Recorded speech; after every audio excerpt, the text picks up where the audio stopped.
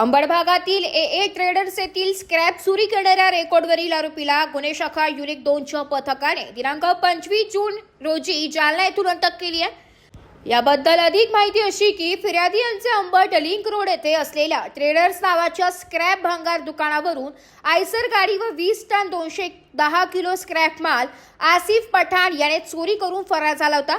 Ambad police ठाण्यात या प्रकरणी गुन्हा दाखल करण्यात आला। गुन्हे शाखा युनिट 2 कडील सहाय्यक पोलीस निरीक्षक हेमंत तोडकर यांनी सविस्तर चौकशी करून संशयित हा जालना येथे असल्याची माहिती मिळवली।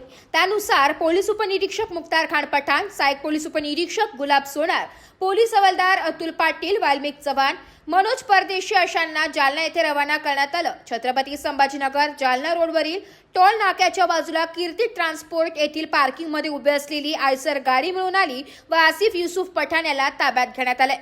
चौकशी दरम्यान त्याने गुन्ह्याची कबुली दिली असून त्याच्या ताब्यातून 5 लाखांची रोकड व आयशर गाडी असा एकूण 10 लाखांचा मुद्देमाल हस्तगत करण्यात आलाय। पुढील तपासासाठी त्याला अंबड पोलीस ठाण्याच्या ताब्यात देण्यात आले। सदरची उल्लेखनीय कामगिरी वरिष्ठांच्या मार्गदर्शनाखाली गुन्हे शाखा युनिट 2च्या पथकाने केली आहे। वृत्तसंकलन विभाग, एबी न्यूज, नाशिक।